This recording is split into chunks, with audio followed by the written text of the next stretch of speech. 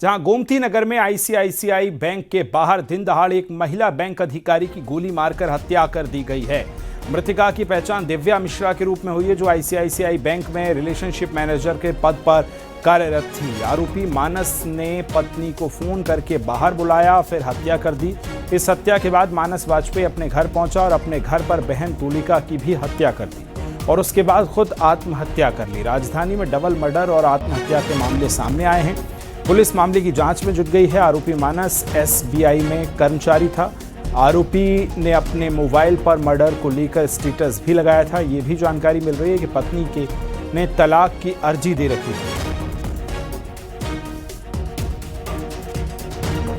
अब ये तीन तस्वीरें आप पहली तस्वीर में देखेंगे उस व्हाट्सएप स्टेटस को, दूसरी तस्वीर में महिला की तस्वीर और तीसरी में जहां पर ये मर्डर किया गया है स्टेटस जो था वो देखिए।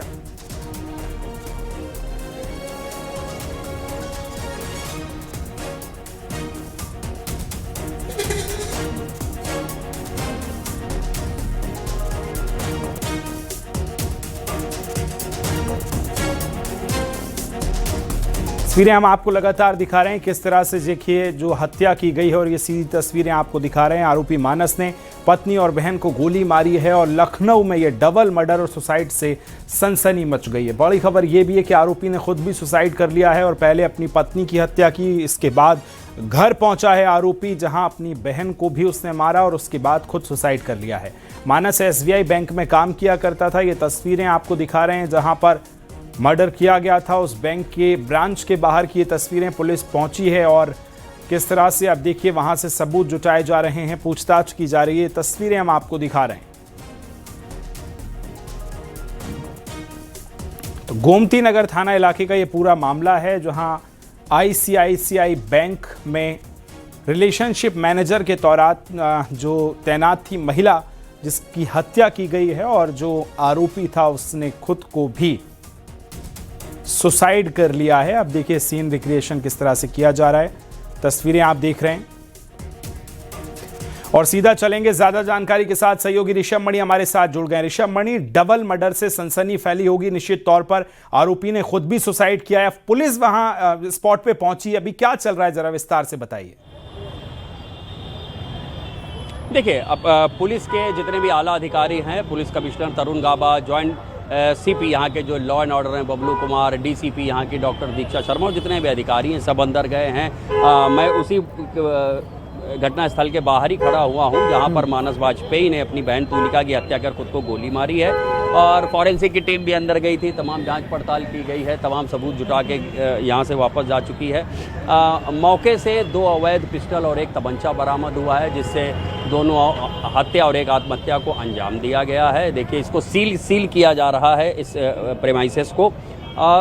जो सबसे अहम बात है इस पूरी घटनाक्रम में वो हो जाता है एक व्हाट्सएप स्टेटस जो मानस वाजपेयी ने लगाया था और उसमें लिखा था कि उसने today I killed my wife, she cheated on मी।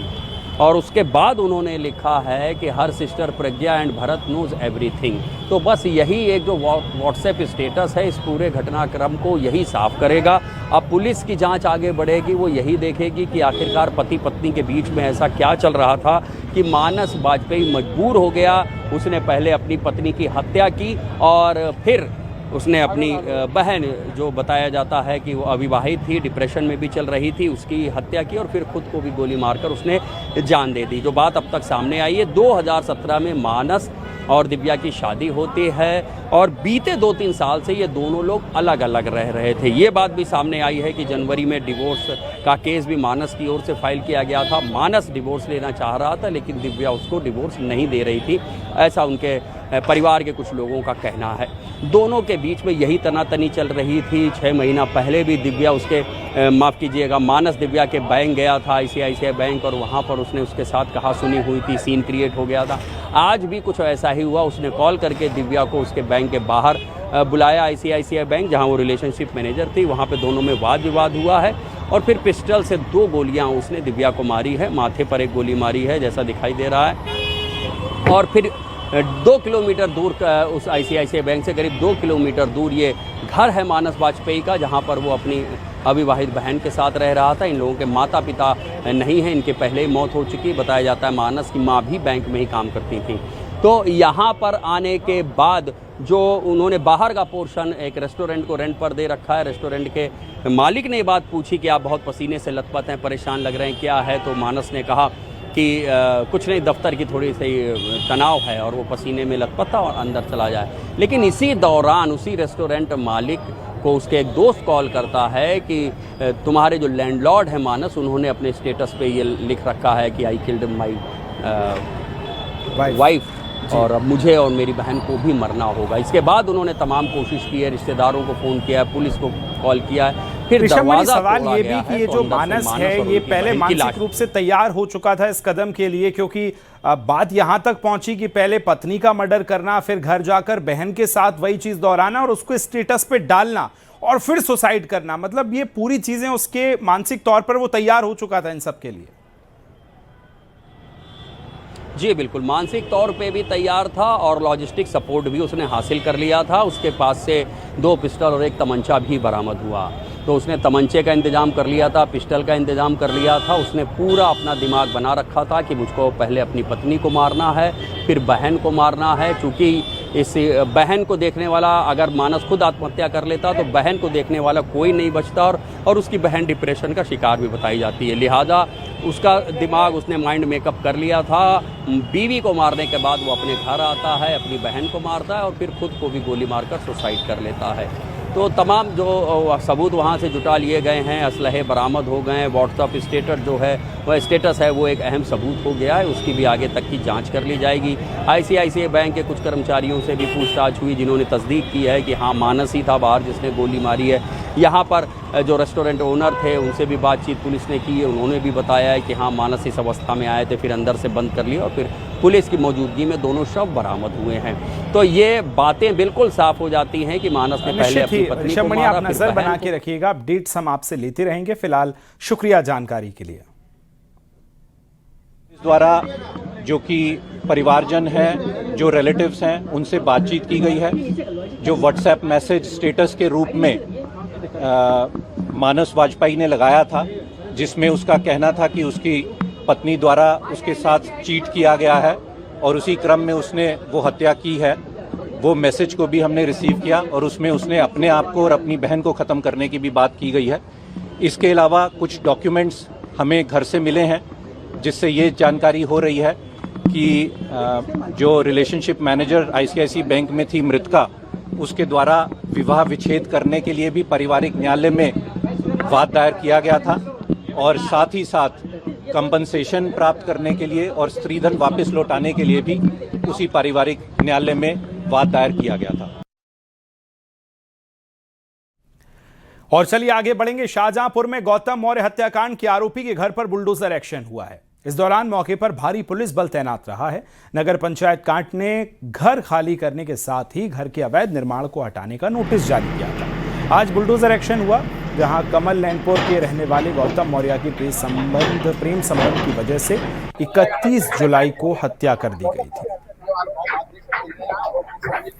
31 जुलाई को हत्या की गई थी। शाहजहांपुर में बुलडोजर एक्शन हुआ है। तस्वीरें आपको हम दिखा रहे हैं किस तरह से पूरा एक्शन किया गया। भारी संख्या में पुलिस फोर्स तैनात रहा। हत्या के आरोपी के घर पर ये बुलडोजर एक्शन आज किया गया। शाहजहांपुर से तस्वीरें आप देख रहे हैं।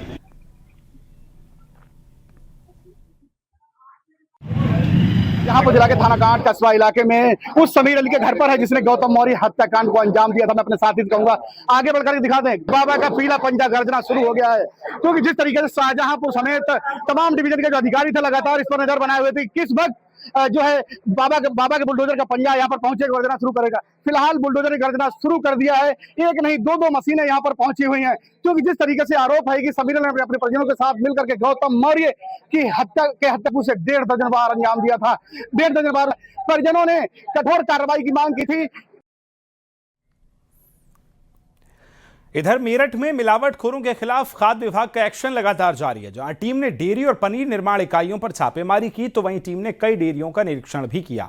साथ ही मावा में मिलावट को कैसे पहचाना जाए इसको लेकर भी मुख्य खाद्य सुरक्षा अधिकारी ने जानकारी साझा की है। जन्माष्टमी को लेकर खाद्य सुरक्षा और औषधि प्रशासन विभाग ने ज़बरदस्त तैयारी की है। तमाम जगह छापेमारी की जा रही है। मेरठ की सभी तहसीलों में ज़बरदस्त कार्रवाइयाँ की जा रही हैं। सरधना हो, मवाना हो या मेरठ सदर की तहसील हो, यहाँ पर रक्षाबंधन और जन्माष्टमी को लेकर के विशेष अभियान चलाया जा रहा है। हमारे साथ chief food officer Ravi ji मौजूद हैं। रवि जी, क्या कहेंगे, कहाँ कहाँ एक्शन लिया गया है, क्या क्या कार्रवाई की गई है? और आपने पनीर के बारे में बताया, घी के बारे में बताया, ज़रा विस्तार से बताएँ कि इनके सैंपल्स जब्त किए गए हैं, नष्टीकरण भी किया गया?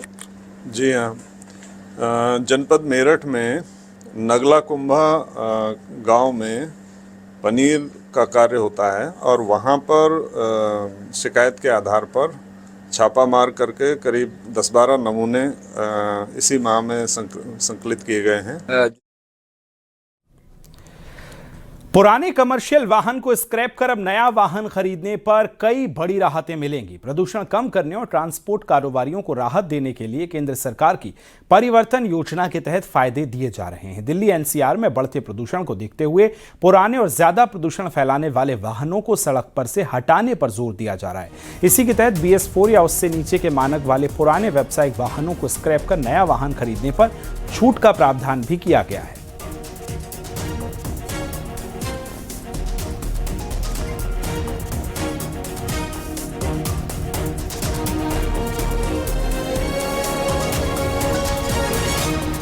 मुख्य उद्देश्य है प्रदूषण से मुक्ति। जो पुराने वाहन हैं जिनके द्वारा लगातार कार्बन मोनोऑक्साइड और PM एक चीज होती है डीजल के वाहनों से निकलता है, पार्टिकुलेटेड मैटर 2.5, जिससे प्रदूषण मुख्य कारण है, जो काला रंग का धुआं देखते हैं, उससे मुक्ति के लिए है। तो इसमें सरकार ने बहुत लाभकारी प्रस्ताव दिए हैं पुराने ऑपरेटर्स को कि यदि उनके वाहन BS4 या उससे नीचे के मानक के हैं और चल रहे हैं, उन वाहनों को यदि वो स्क्रैप कराते हैं तो स्क्रैप करा के नया वाहन उसी श्रेणी का लेंगे। यदि आपने डीजल वाहन स्क्रैप कराया है तो डीजल ले सकते हैं, लेकिन आपने CNG स्क्रैप कराया है तो डीजल नहीं ले सकते, फिर आपको CNG लेना पड़ेगा। अदरवाइज आप EV भी ले सकते हैं। जालौन के गोहन इलाके में करीब 2 महीने पहले हुई बुजुर्ग की हत्या का खुलासा हो गया है। मामले में पुलिस ने एक आरोपी को गिरफ्तार किया है। पुलिस के मुताबिक आरोपी राजू दुरे उर्फ राजकुमार मृतक के बेटे का साला है। आरोपी ने शादी के दौरान हुई मारपीट और कथित बेइज्जती का बदला लेने के लिए बहनोई के पिता की हत्या की है। बता दें कि 21 जून की रात को पृथ्वीपुरा गांव के रहने वाले गिरजा शंकर खेत पर सो रहे थे और इसी दौरान अज्ञात शख्स ने डंडे से वार कर उनकी हत्या कर दी थी।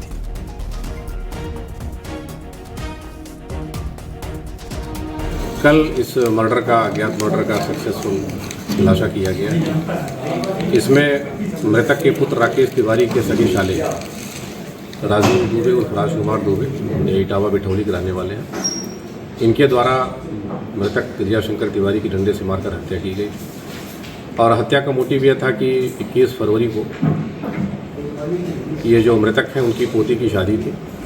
राकेश तिवारी का शाला राजू दुबे उस शादी में शामिल हुआ था समारोह में। शहजाद भट्टी गैंग पर यूपी STF और ATS ने बड़ी कार्रवाई की है। सोशल मीडिया प्लेटफॉर्म से मिली जानकारी के आधार पर 12 FIR उस नेटवर्क के खिलाफ दर्ज कराई गई हैं। साथ ही 52 अभियुक्तों को गिरफ्तार किया गया है। शहजाद भट्टी गैंग के सदस्यों को आतंकी घोषित करने के लिए यूपी सरकार ने गृह मंत्रालय को लेटर लिखा है।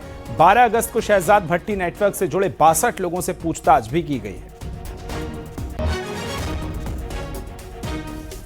तो यूपी में शहजाद भट्टी गैंग पर शिकंजा कसा गया है। यूपी STF और ATS का ये बड़ा एक्शन देखने को मिला है, जहां पर 52 लोग गिरफ्तार किए गए। इस पूरे मामले में गैंग के लोगों को आतंकी घोषित करने की सिफारिश भी की गई है। शहजाद भट्टी गैंग से जुड़े ये लोग थे।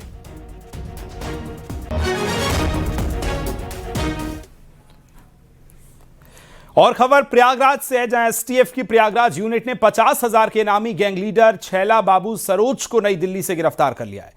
अभियुक्त के खिलाफ प्रयागराज में नवाबगंज थाने में गैंगस्टर एक्ट के तहत मुकदमा दर्ज है। STF ने छैला बाबू समेत कई नई दिल्ली में थाना सरोजनी नगर क्षेत्र से इसे अरेस्ट किया।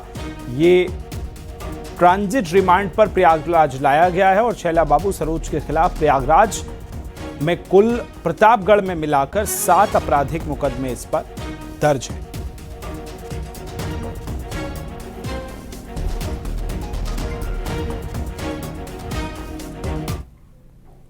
हमीरपुर में मिलावटखोरी के खिलाफ प्रशासन का एक्शन जारी है। हमीरपुर के मोदहा में एसडीएम ने मिठाई की दुकान पर छापा मारा।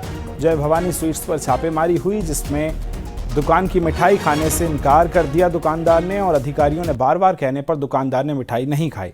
संदिग्ध मिठाई को मौके पर नष्ट कराया।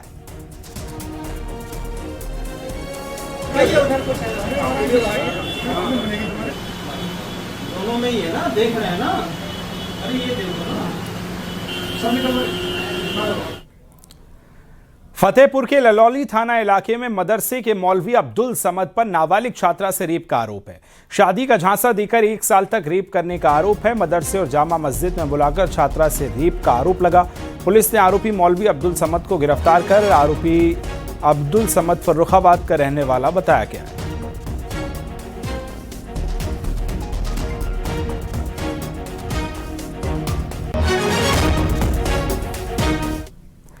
आगरा के थाना अछनेरा क्षेत्र में एक लड़के की गोली मारकर हत्या कर दी गई है।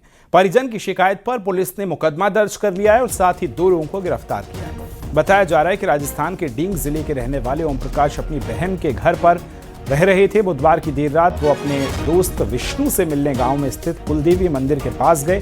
तभी पुरानी रंजिश को लेकर गांव के ही लोगों ने गोली मारकर हत्या कर दी। बताया जा रहा है कि ओम प्रकाश ने अपने फोन पर स्टेटस लगाया था, जिसका विरोध दोनों आरोपियों ने किया। तभी से रंजिश चल रही थी।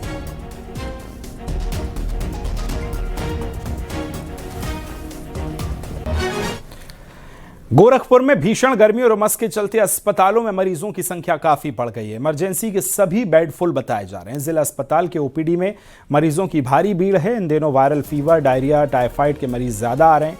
डॉक्टर्स मरीजों का इलाज करने के साथ साथ उन्हें खान पान में भी सावधानी बरतने की सलाह दे रहे हैं।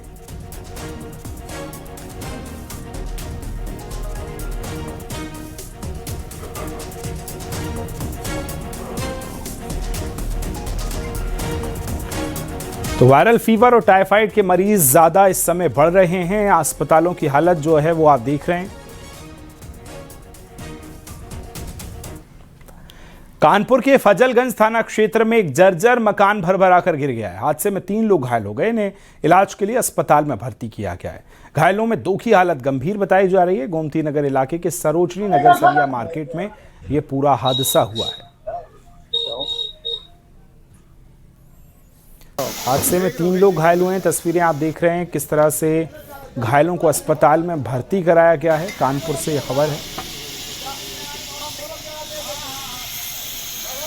गोमती नगर में ये मकान जो है भरभरा कर गिरा है।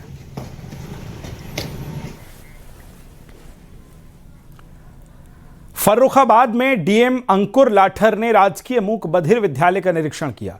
विद्यालय की शिक्षा व्यवस्था का जायजा लिया है और कक्षाओं में पहुंचकर बच्चों से संवाद किया। डीएम ने कक्षाओं में कंप्यूटर में सॉफ्टवेयर अपडेट, सफाई, बच्चों के नियमित स्वास्थ्य परीक्षण को सुनिश्चित करने के निर्देश दिए। साथ ही डीएम ने बच्चों के साथ क्रिकेट भी खेला और अपने बीच देखकर डीएम को बच्चे काफी उत्साहित नजर आए।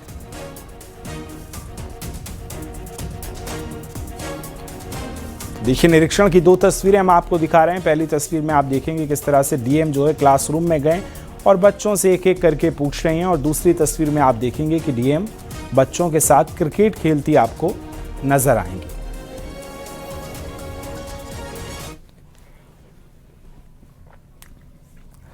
प्रतापगढ़ में उत्तर प्रदेश संस्कृत बोर्ड की 12वीं परीक्षा में प्रदेश में टॉप करने वाले छात्र रजनीश की मुश्किलें बढ़ गई हैं। रजनीश यादव विभागीय जांच में दोषी करार दिए गए, जिसके बाद टॉपर रजनीश पर कार्रवाई शुरू हो गई। उनको सम्मान में मिले 1 लाख कैश और टैबलेट की रिकवरी की जाएगी। डीआईओएस ने टॉपर फर्जीवाड़ा सामने आने के बाद टीम बनाकर मामले की जांच कराई। आरोप पुष्ट होने पर पूरी जांच रिपोर्ट शासन को भेज दी गई है।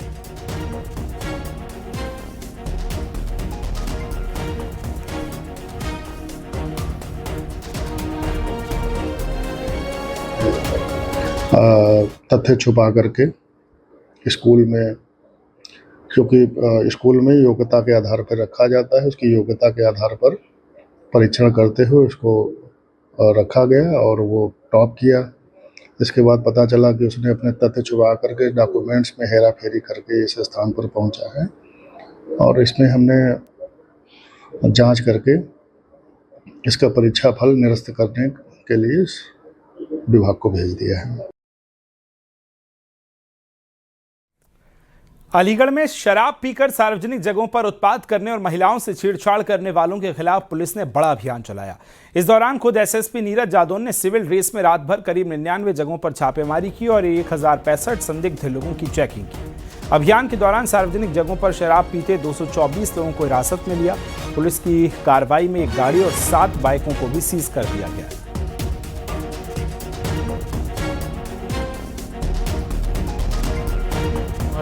कई तरह की शिकायतें मिल रही थी कि लोग पब्लिक प्लेस पे ड्रिंकिंग कर रहे हैं, ओपन में ड्रिंकिंग कर रहे हैं। तो इस शिकायत का कल संज्ञान लिया गया और पूरे ज़िले में एक अभियान चलाया गया था शाम को 7 बजे से रात्रि तक। इसमें मेरे द्वारा भी कई जगह रेड की गई थी सादे वस्त्रों में, तो उसमें काफ़ी लोगों के खिलाफ कार्रवाई की गई। टोटल 224 लोगों को पुलिस ने हिरासत में लिया था और लगभग लगातार हो रही बारिश के चलते एक बार फिर मंदाकिनी नदी ने अपना रौद्र रूप धारण कर लिया है, जिसके चलते मंदाकिनी नदी खतरे के निशान से 3 मीटर ऊपर बह रही है। मंदाकिनी नदी के बाढ़ से रामघाट की दुकानें, मठ मंदिर डूब गए हैं और बाढ़ का पानी यूपी एमपी की सीमा तक पहुंच गया, जिससे जिन जगहों पर सड़कों पर वाहन चलते थे अब वहां नाव चल रही है। आपको बता दें कि चित्रकूट और मध्य प्रदेश के पहाड़ी इलाकों में लगातार हो रही बारिश के चलते नदी नाले उफान पर।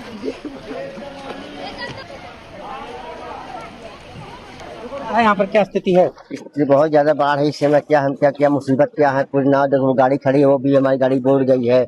इसके लिए कुछ नहीं बता सकते। इसके जितनी बार आप पानी की कितनी बार जाए कोई दिक्कत नहीं है। अगर ऊपर से मेरे साथ एक लोग और मौजूद, उनसे बात करते हैं। सर, आप कहाँ से आए हैं और किस तरीके की क्या बाढ़ है यहाँ, कितनी स्थिति है? पानी काफी है, मैं ग्वालियर से आया। तो कैसे आप लोग निकल रहे हैं यहाँ पे? अभी तो नाव के सहारे आए थे, उसी के सहारे वापस चले। लेकिन नाव के सहारे तो आपको बता रहे हैं यूपी एमपी के बॉर्डर पे उतार दिए गए, आप लोग बीच पानी से जा रहे हैं। जैसी राम जी की मर्जी है वैसे ही काम चल रहा है। तो क्या प्रशासन को इंतजाम नजर आ रहे हैं आप यूपी की तरफ से? नहीं, ठीक है, काफी रोक रहे हैं, सुबह से रोक रहे हैं, वो तो किसी को जाने नहीं दे रहे। तो आवागमन कैसे कर रहे हैं आप लोग? नहीं, आवागमन तो मजबूरी में ही हुआ है। बाकी तो उन्होंने एहतियात के लिए समझाइश दी है कि कोई भी पानी से दूर रहे, कोई अंदर नहीं जाए।